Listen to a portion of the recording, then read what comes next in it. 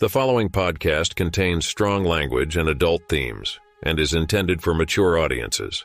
Listener discretion is advised. Heinke Digital presents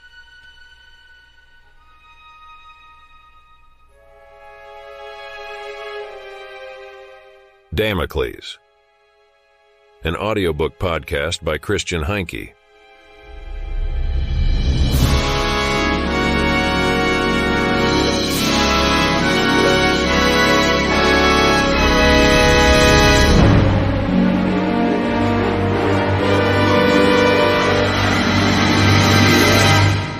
Chapter 10. The Ghost. I can't describe what I hoped for from the afterlife, but the way it presented itself was underwhelming. I imagined two scenarios.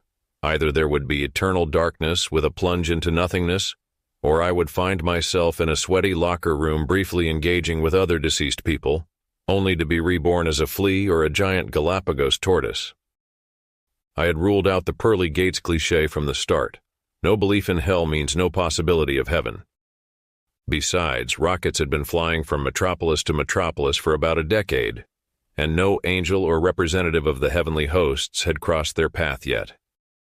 But the reality was very different. My actual afterlife resembled my earlier impressions of the stream. Once again, I was in a large, dim room. I was all alone, except for Bob, the scanning robot standing in front of me. I had hoped to meet someone from my family, or at least Simon, who offered me a Fiji beer, a brand from the pre-Bezos era, when they didn't name every beer after Bezos. But there was none of that, just Bob, the scanning robot, standing composed in front of me.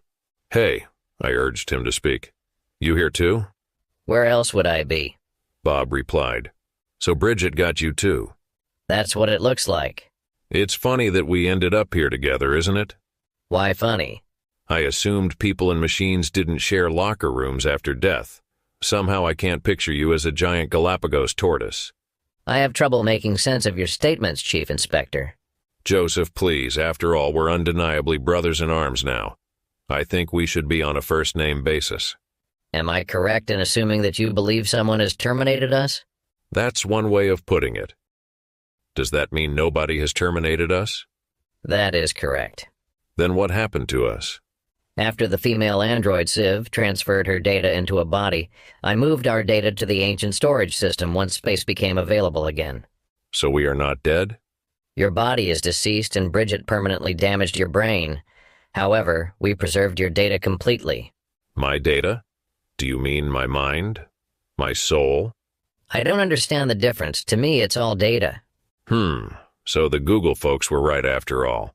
All that defines us is our information." "What do you mean?" "Oh, nothing. So, Bob, we're not dead and we're stuck in a silver can. What do we do now?" "I'm afraid we have limited options." "Don't worry, Bob. I was born and raised in Bochum. I have always had limited options. Expect the worst and hope for the best." "An acceptable philosophy for a human being." "Can we establish communication with the external world?" "I could try to reach the inactive personality in my deactivated robot body. Communication with it may enable us to transfer to a more mobile data storage." "Alrighty, let's try that," I thought. After a moment, I said, "Bob." "Yes?" "Thank you for saving my data."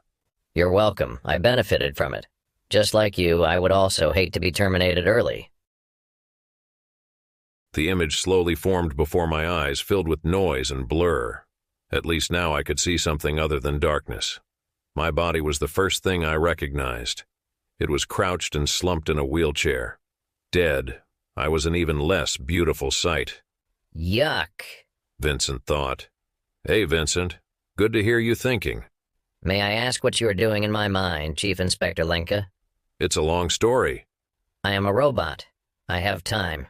"But we don't." "Who are we?" "Bob and I." "Who is this Bob, please?"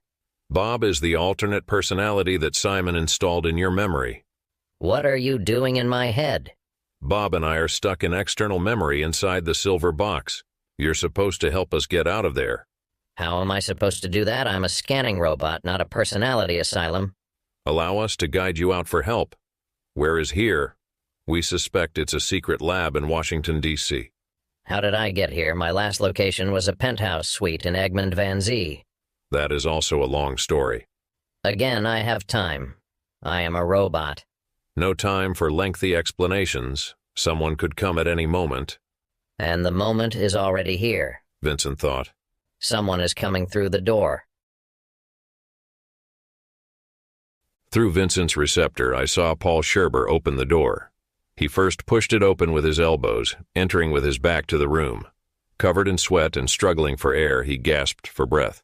He had removed his jacket and was dragging something heavy into the room. It was Civ.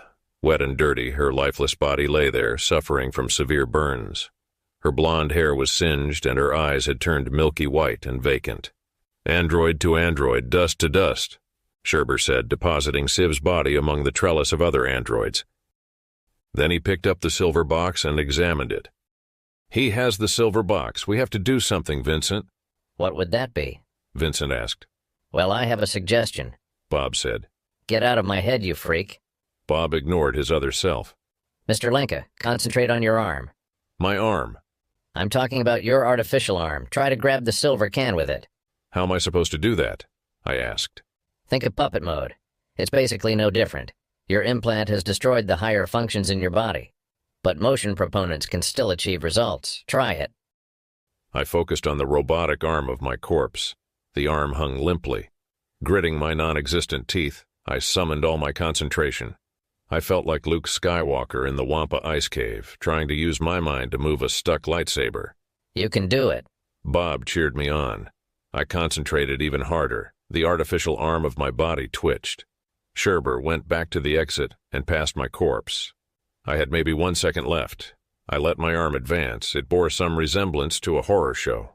My corpse's arm movement startled Scherber, causing the silver box to fall from his hand. Catch it! Bob shouted. I tried to move my hand fast enough, but I was too slow. I almost had the silver box, but it slipped from my grasp. A strange, delayed sensation made me feel my dead fingertips touch the box for a moment before it fell to the floor. But Vincent rolled forward and grabbed it. Like this. Now we have this box, and now... Vincent asked. Open it. Bob shouted. Not in that tone. Come on, Vincent. Go on. I'm doing it. In the meantime, Paul Scherber had regained his composure.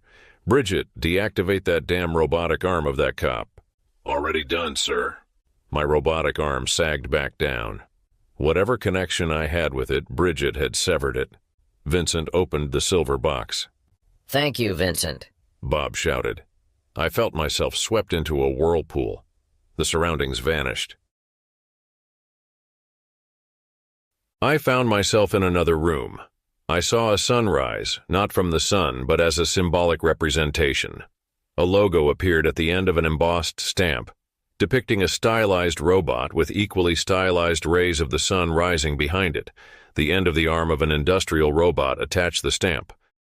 However, I had never seen this kind of robot before.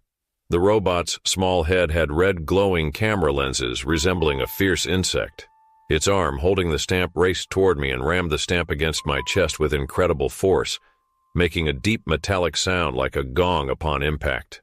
As I looked down at myself, I realized I didn't have any skin at all. My entire body was composed of matte metal. How strange, I thought, but I realized these thoughts were not my own. Suddenly, I recalled the melody and lyrics of a song about a robot logo in the sunrise. I write that it's soon. There's a house in New Orleans they call the rising sun,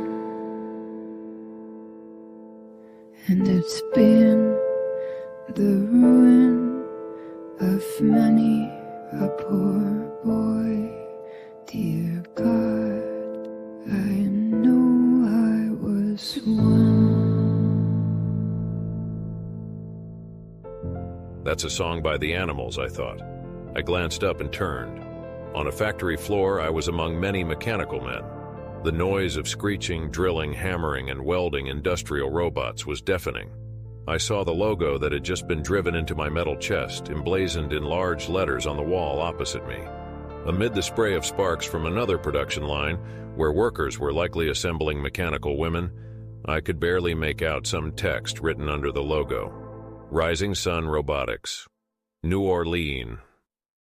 It was the downfall for a lot of poor guys, I thought. God knows I'm one of them. What the hell was that all about? These old file fragments may have remained in the android's memory, Bob explained. Old data. Don't pay attention. Well, if you say so.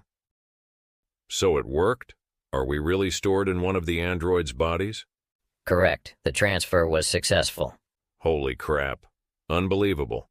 Not really. It's just a high-frequency data transmission. The storage medium of the silver can and the brain memory of these androids seem compatible. This silver can be ancient, spanning thousands of years. I was unaware that technology for constructing human-like androids existed for millennia. I was also unaware that any technology existed at all to create a human-like android. Perhaps people have forgotten about this technology. Maybe it's like the library that Simon was talking about. You mean the Library of Alexandria? Yes, exactly. Simon mentioned that the destruction of the knowledge collected in the Library of Alexandria set humanity back a few centuries. That is correct. That is the accepted doctrine. I suspect the Alexandrian scrolls did not include any descriptions of androids. But we're now trapped in an android's head. That is also correct. Give it to me, a voice called out. I didn't dare open my eyes. I was sure I could do that again. The body of the android felt strange. I felt intoxicated, as if I had too much to drink, but I could hear. It sounded muffled, but I could make out something. Scherber was the one. He was ripping the silver box from the robot's small arms. I distinguished the clatter of metal on metal. "Bridget," he called out. "Yes, Master. The girls are back in the lab. When you put the Sharmuta back in her jar, you can continue the experiments." "You don't like her that much, do you, Bridget?" "She is outdated technology," she replied. "She falsely claims respect by asserting that higher beings created her. No, I don't like her." "But she's right. She was created by higher beings. Then she and others of her kind betrayed those beings. She wanted the human species to be free. However, she failed to consider that the higher beings granted humanity the ability to betray. The serpent helped us escape from paradise, and now she complains that we are burning down her beautiful jungle. The brain's memory of this specimen is decomposing. We must put her back into the silver box. Otherwise, we risk losing her data." "All right. Let's not waste any time then." Despite my closed eyes, I could still perceive it. I couldn't help it. I had to open my eyes to witness the events. My vision was still blurred. Years of dust filled the android's eyes. The body of the android was sending an itch to my mind, but I ignored it. In front of me on the floor lay the singed body of Civ. Scherber knelt before it. I felt pity for her. I should have been angry. She caused my death and left me trapped in an artificial body. Yet as I looked at her lifeless form, I could not summon any anger, only sadness. She had sacrificed my life for hers, believing she was doing the right thing. At least she had tried to free the girls. Now she had paid for it with her life, or at least her body. No, I wasn't angry with Civ. I harbored a deeper hatred for others. Scherber had opened the silver box. Civ's body shimmered as if hundreds of LED lights were embedded in her skin. Waves of light spread out in an interplay of varying brightness. The light then concentrated on the android's forehead, pulsing as though it were breathing, before gathering at a point in the center of the body over which Scherber held the silver box. The box flashed, then the procedure was complete. Scherber closed the lid with satisfaction. "There, it's done." He stood up and looked around, his gaze falling on me. I was about to move, but then I remembered that he saw me as just another inactive android. I felt my mind sliding into the android's body, gliding in slow motion. My bodily functions merged with my mind's sensations. An odd feeling washed over me. Suddenly, the android's nose itched. No, my nose itched. A sneezing sensation crept up. Meanwhile, I watched Scherber walk to the door, intentionally avoiding my dead body in the wheelchair. Then he spun around. I almost flinched, but Scherber hadn't spotted me. He turned to Vincent, the robot. "You. Come with me. You can help me with the girls." Very well, sir. Vincent replied, rolling behind Scherber like an obedient dog. What if Vincent betrayed us? I don't know. Then they were finally gone, and I dared to breathe again. As I sneezed, dust flew out, and I rubbed my eyes. Glancing downward, I noticed that I was only wearing underwear. My body appeared chiseled. I felt bursting with strength. It had been a while since I felt this refreshed in my old body. Apparently, my mind was adapting to this body, as the sensation of looseness finally subsided. We need a plan, I thought. I suggest we withdraw as discreetly as possible. We can't. We have to free the girls. I advise against this strategy. We should get to safety and then return with stronger forces. No. There's nothing to discuss. I can't leave here without the girls. I've already lost my body. I don't want the girls to suffer the same fate, or something worse. What makes these girls important to you, Chief Inspector? They are not part of your family or circle of friends. You don't understand, Bob. The girls' parents are dead. Someone has to be responsible for their safety, and that someone is me. End of discussion. After some time in my new body, I came to understand Civ's devotion to reclaiming another android body. However, I was aware from Civ's fate that my time in this body would be brief. I opened the door a narrow crack and peeked out into the hallway. Are there surveillance cameras in the hallway? I asked Bob. Positive. So, as soon as I step out into the hallway, Bridget will recognize me and initiate countermeasures. That's expected. We need to reach the lab without being seen. Agreed. And how are we going to do that? Through your new body, you have athletic abilities that were no longer available to your aged organic body. I know I'm old. You don't have to rub it in. I'm sorry if I hurt your feelings, Chief Inspector. Joseph, please. Excuse me? Please call me Joseph. I don't think that's appropriate. We're sharing the same body, damn it. Just because we share the same body doesn't mean we're friends. You're already talking like Vincent.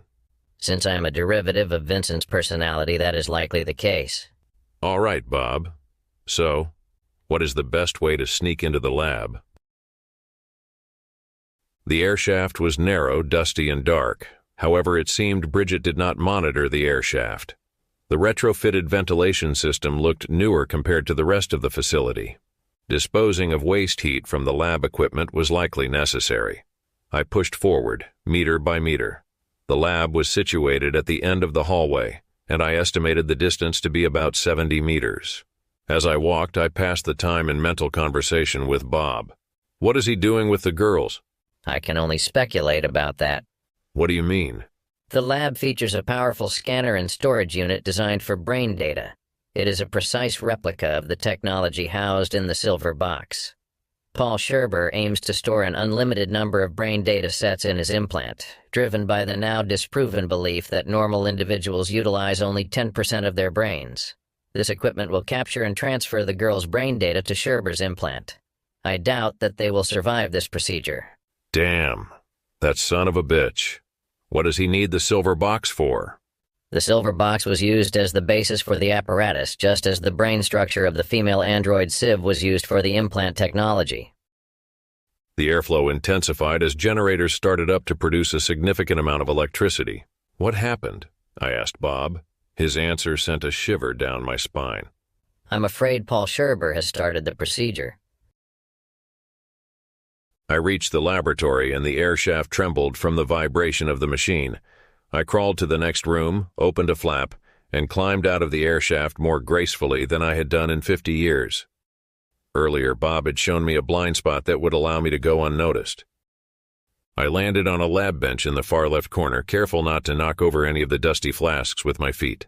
Slowly, I climbed down from the table onto the floor. Scherber was leaning against the machine in the next room. He gazed upward and grinned, the very stereotype of a mad scientist. Most likely, he was simply monitoring the machine's readings in augmented reality. That should work to my advantage. It kept him distracted. Next to Scherber stood Vincent. His receptor sensed my movement, and he moved aside to get a better look. I raised my finger to my lips to signal him to keep quiet. Can you connect with Vincent, Bob? I'll try. Hey, Vincent, it's Lenke. You look different, Mr. Lenke. You could say that. Very much for the better, if you'll allow me to say so. Yes, I get it. I was an old fart. Please create a distraction when I give you a signal. What kind of distraction? What signal? Panicking, I scanned my surroundings for a weapon. I grabbed an old microscope from the table and crept up behind it. I noted that the cameras covered an area of 1.5 meters around Scherber and the machine. Hey, Vincent, can you turn off the cameras? I can do that. Very well. I glanced at the girls lying on the couches, strapped down, their heads fitted with helmets connected to the machine by wires. I noticed someone had patched the wires in a makeshift manner, indicating that Civ had attempted to liberate the girls. Now they were tensing up, their eyes squeezed shut. They tried to scream, but something restrained them. Likely Bridget is using puppet mode. Their skin had turned pale and their lips were blue. I needed to act quickly. I lifted the microscope and stepped forward. 3 things happened as I entered the camera's imaging area. First, Vincent turned off the machine. The hum and vibration ceased instantly, causing the girls on the couches to slump. Second, Bridget shouted over the loudspeakers, "Master, look out!" Third, Scherber jolted, abruptly pulled from augmented reality. He blinked and scanned the area, alerted by Bridget's warning. At that moment, I struck Scherber's skull with the microscope. Surviving such an impact is beyond the capability of most people. But Scherber had reinforced his body with all the wealth in the world. In the past, the affluent armored their limousines. Now they reinforced their bones with nanoparticles. Yet, even with such enhancements, a strong blow could still disrupt his mind. The impact sent his brain jolting back and forth within its fortified skull, causing a brief shutdown just like in any person. Scherber slumped unconscious. "You have hurt the master. There will be consequences for this," Bridget thundered over the loudspeakers. "No kidding, Sherlock," I muttered. I placed the microscope on Vincent's head and checked on the girls. They were unconscious. "Are they injured?" I asked Bob. The data from the apparatus doesn't indicate any permanent damage so far. Okay, let's get them out of here as quickly as possible. I recommend taking the freight elevator for the fastest route. Is that under Bridget's control? Probably, but Vincent and I could try to suppress her control over it. Sounds great. That's how we do it. I searched the machine and found an indentation where the silver box had been. I pulled it out, making a disturbing, organic-sounding sucking noise as I did so. Fortunately, the couches the girls were lying on had wheels. We'll push them together to the freight elevator. Come on, Vincent. On one condition. Vincent replied.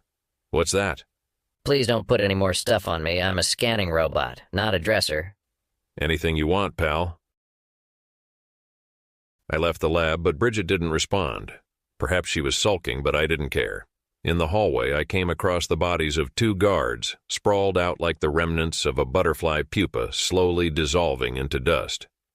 I had no idea how she did it, but it had to be Civ's doing. They don't seem to have had a very pleasant death, Vincent remarked. I agree, I replied as we continued on. I went to the cleaning room first and found that Scherber had locked Sam in there again. She wagged her tail excitedly. Although she still recognized me, she sensed something was off. Sam yowled. I know. It's all a little weird, but everything's going to be okay. I promise. I led Sam out and tied her collar to Vincent. At the risk of repeating myself, I'm a scanning robot, not a... I know, you're not a dog sitter, Vincent, but a robot's experience grows with its tasks. Vincent and I pushed the girls on their couches toward the freight elevator. As we passed, I noticed the room filled with the inactive androids. I paused briefly, then lifted one of the girls off her couch and placed her next to her sister on the other couch. What are you up to? Vincent asked. I raised a finger, signaling him to wait a moment. I then entered the doll room and lifted one of the female androids. My old body would have struggled to do this, but with my new body it felt remarkably effortless. After a quick glance at my old corpse, I stepped out with the android cradled in my arm and laid her on the nearby couch.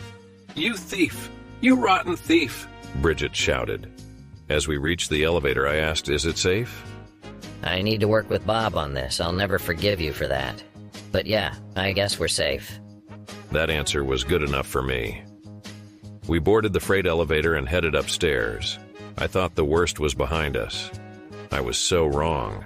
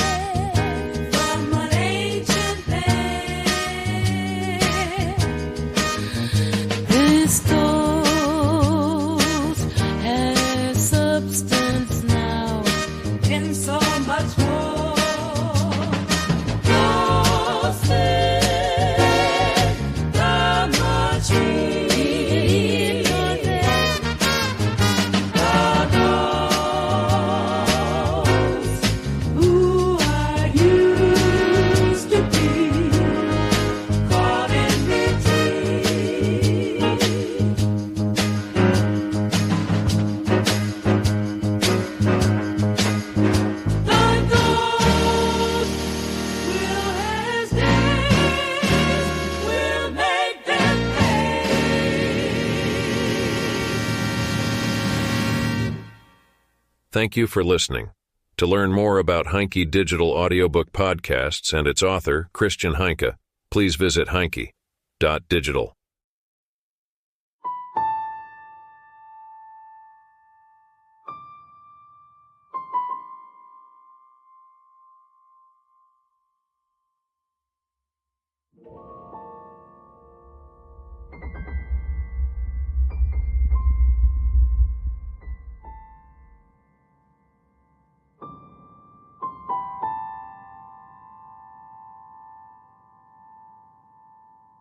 I write that it's soon.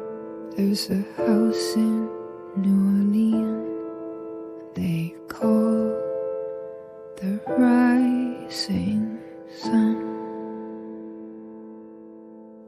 and it's been the ruin of many a poor boy. Dear God, I